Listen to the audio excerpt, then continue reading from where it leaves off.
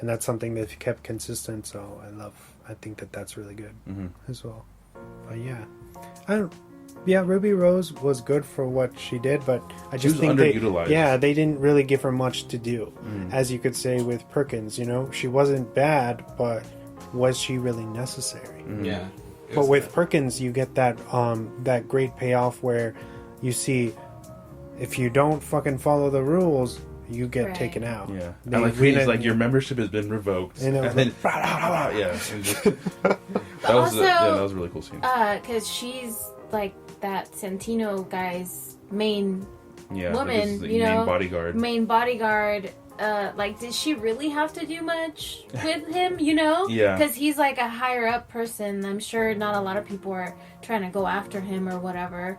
So I feel like also that, like, maybe she wasn't as tested. Is that what you mean? Like, she wasn't like battle, like, she didn't go through battle like other people. I could see that because, like, he's such a high up guy that no one would dare touch him. Yeah, even towards the end, so we're like at the end of the movie. John, I just feel he's like at his wit's end. He's just fucking over everything. Yeah. And he fucking shoots Santino inside the Continental, which is completely against the rules. He knows it. Like, he knows everything he's done. He goes against it, but against the rules. But this one really was like the big no. Like, and you crossed the line. He just like fucking did it. And it looks like he did it without even he thought about it for a split second. He's like, "Yeah, that's a good idea," and he fucking. And I think a part of that was too because Santino, the whole time he's like, "This food is amazing. Have you had it, John?" Right. He's like, "A man can stay here forever and not have the same meal twice." Exactly. And then John, in his head, I think John is like, "Fuck, he's right. He's gonna be here for a long time. I can't touch him." And he's like, "I should just, whatever, just do it." I feel like it was just like that split second decision, and he's like, "Yeah, I'm gonna do it." Yeah. And no consequences out the door. Yeah. Like, who cares? Thinking about this cinematically, they had to do something to shake it up, so it doesn't feel like the same thing. Right, the same thing. So they were like, "Let's have him make this big ass mistake, and then the whole fucking universe turns against him." Yeah, you know? And that sets up 3 perfectly. Oh yeah. Right. Because beforehand, Santino arrives and he talks to Winston and he's like, "I want his membership revoked," and then he's like, "Oh, you can't do that." He's like, "Yeah, I sit at the high table, so it's my right to revoke who's ever." He's like, "You have no power here." He's like, "This is my kingdom." Yeah. And that's John didn't give him an alternative. Yeah.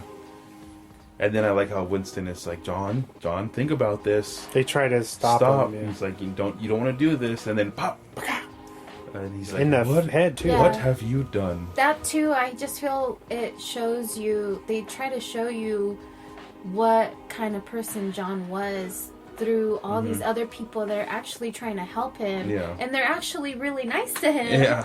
And it just shows you, again, even though he's fucking killing all these people, he might actually be a good person. Uh-huh. And that's why you always root for him, because, good guy always has to win, right? Of course. And I like when, Winston basically tells him to leave, like, get out of here. And he goes to get his dog, and he's like, and we kind of went over the part where John is like, "Oh, do you have room and board for my dog?" And the concierge is like, "No, we don't, not at this establishment." And he's like, "But I'll take him. I'll gladly take him, no problem." And then at the end, he sees the dog sitting there in the exact same spot where he was. He's like, "He was an excellent guest, sir." He's like, "Thank you, John." And he's like, "Oh, good dog." And he just takes him off, and that's when later on John's back at his house that's burnt down, and then I don't know the concierge's name, but I know he has a name, so I feel bad. But he's a really badass character, especially in 3. He kicks ass.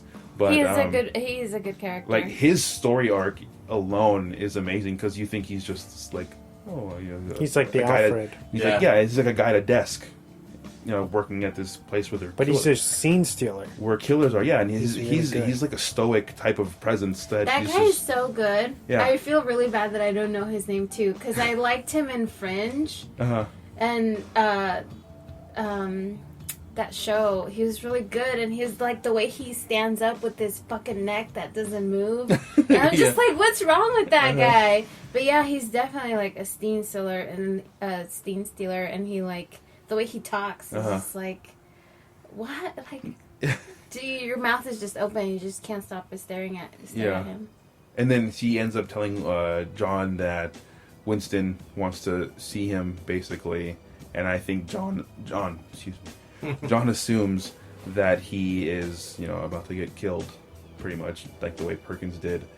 And he goes to meet up with him at, I think it's pretty much the same spot where Perkins was killed.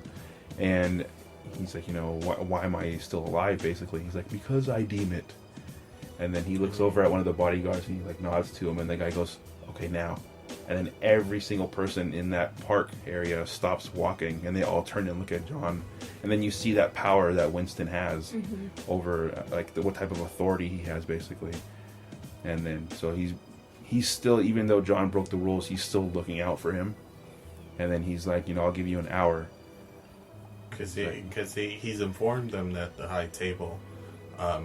even though he has... I'm sorry to cut you off. Even though he has all that power, he still has to follow the rules. Yeah, he has rules that he has to abide by. Yeah, because he informs him, like, I have to kick you out. I have to revoke your membership. And the high table has put up another another contract on your head.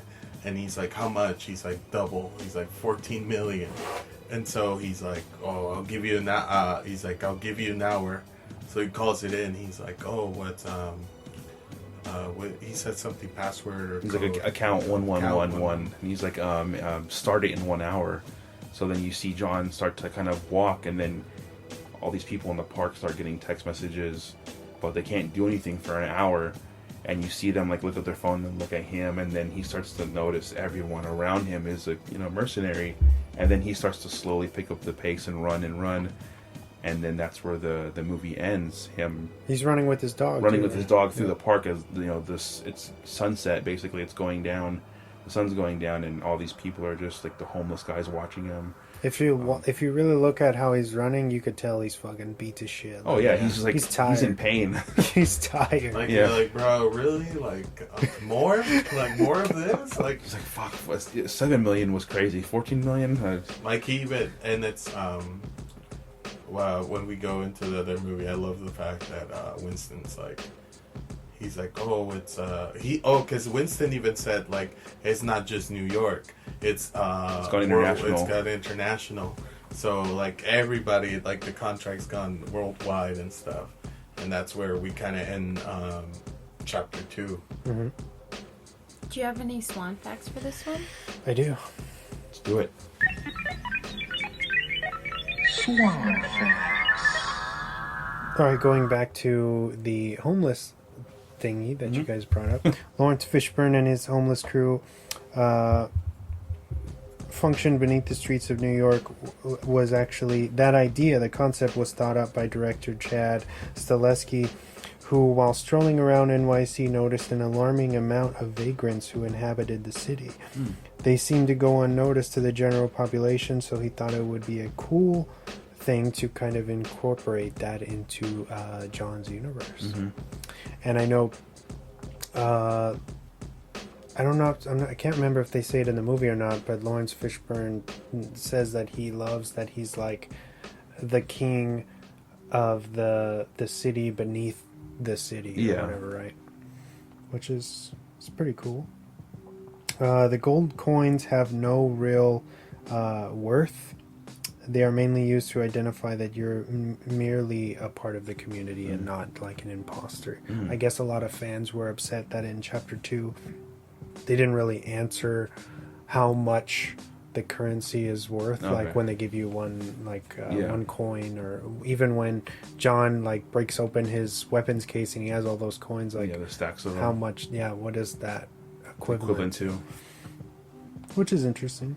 Keanu is reloading his weapons in real time in the industry. That's why some productions sometimes choose to neglect reloads on film because it can make character look wonky or like they don't know what they're doing. Yeah. Like in kung fu movies, like Chow Yun Fat or whatever, when they're fucking firing and you never see them run out of bullets. Yeah. That's why, because loading clips and magazines and stuff is hard.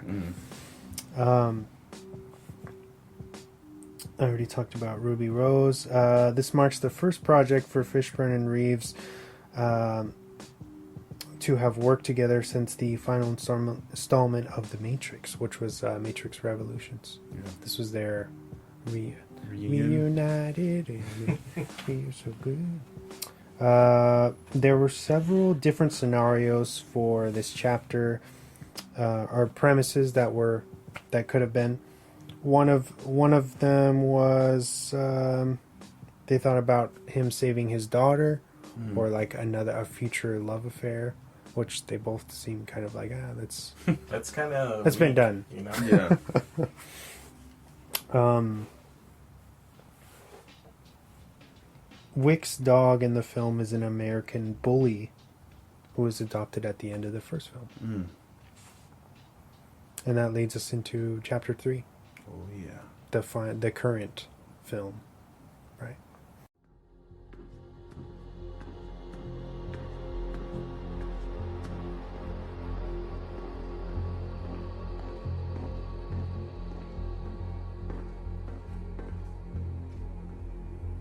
Mr. Wick, it's a pleasure to meet you. I am an adjudicator. Have you decided to step down? I think not. And you? Will you be putting a bullet in his head? No, I don't think I will.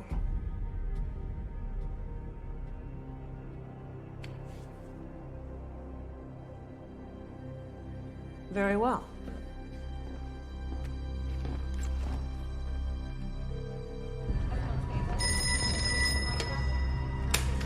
Administration. I'd like to change a designation. Verification. Adjudication 1011979. The Continental Hotel, New York. New designation. Deconsecrated.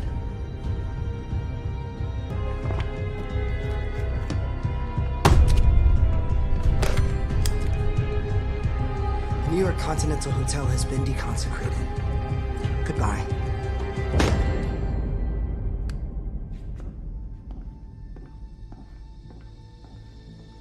Gentlemen, this institution is now deconsecrated. Business may now be conducted on Continental grounds. Since you are refusing to step down, and you are refusing a direct order, your lives are now forfeit. High Table emissaries will be joining you presently to see the removal of your souls from the property. Good evening, gentlemen.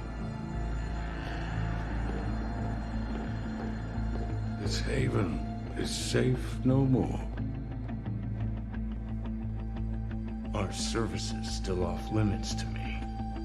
Under the circumstances, your privileges are reinstated immediately. What do you need? Guns. Lots of guns.